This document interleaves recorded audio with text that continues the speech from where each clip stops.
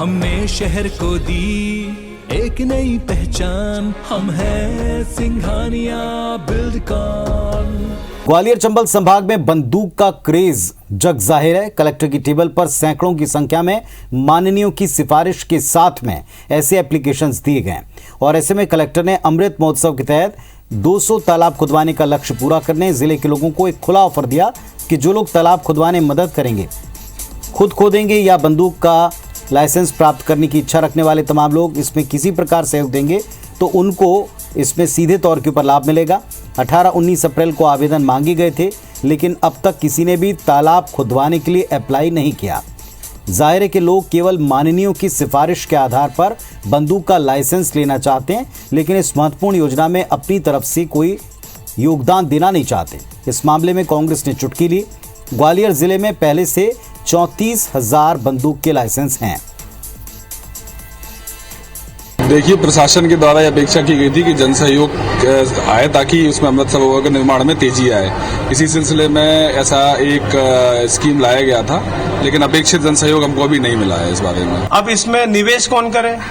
तो नेता तो निवेश करने को तैयार नहीं है। तालाब तो अल्टीमेटली नेताओं को खुदवाना पड़ेगा, क्योंकि जो लाभार्थी है वो तो नेताओं से ऑब्लाइज होना चाह रहा है। तो मुझे लग रहा है कमोबेश ये इस प्रकार की जो नवाचार कर रही है मध्य प्रदेश की सरकार भ्रष्टाचार को लेके, उसके प्रति जनता की बहुत बेरुखी है।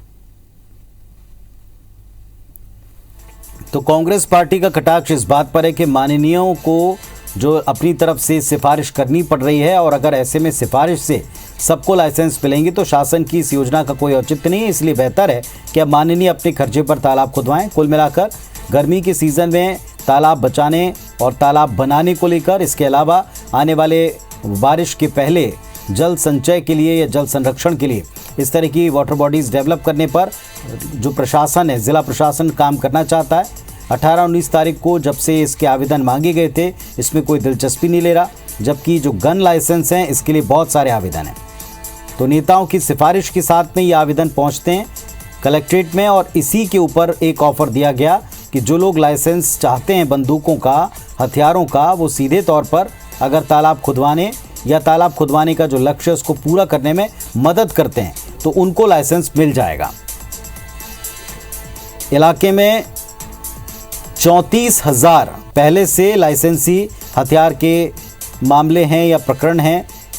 34,000 पहले से लाइसेंस लोगों के पास में है। इसके बावजूद नेताओं की सिफारिश के साथ अभी भी लोग लाइसेंसी गन रखना चाहते हैं, बंदूक रखना चाहते हैं।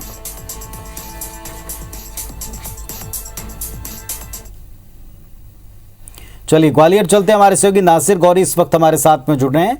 नासिर, लोगों ने अपनी तरफ से कोई दिलचस्पी नहीं ली तालाब खुदवाने में, लेकिन लाइसेंस चाहिए बंदूक का।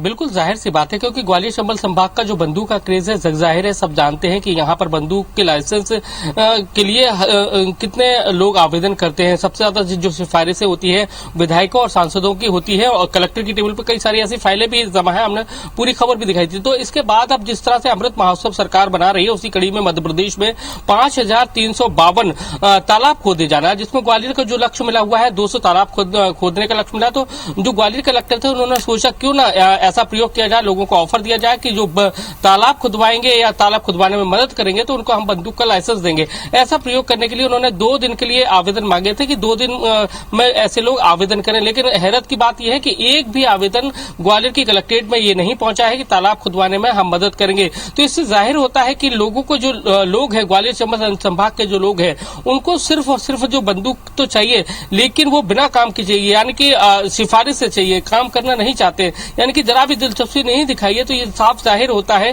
कि लोगों की जो मनोवृत्ति है वो सिर्फ स्टेटस के लिए बंदूक चाहिए, लेकिन वो उससे कोई भी सामाजिक सरोकार के काम में हिस्सा लेना नहीं चाहते हैं। ये साफ साफ दिखाता है। लेकिन अगर हम ग्वालियर जिले की बात करें तो 34,000 से ज्यादा जो बंदूक के लाइसेंस है वो पहुंच गई है। संख्या मध्य प्रदेश में सबसे ज्यादा संख्या यही है।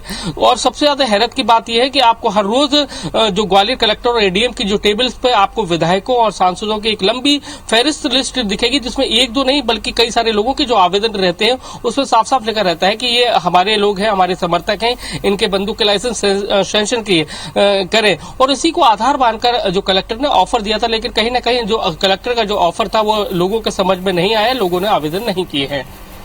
चलिए, तो कुल मिलाकर लोगों ने आवेदन नहीं दिया और इस बात का खामियाजा आने वाले वक्त में शायद तालाब ना खुदने को लेकर के बिठाना पड़े या शासन को कोई और योजना लानी पड़े। शुक्रिया आपका इस पूरी जानकारी के लिए।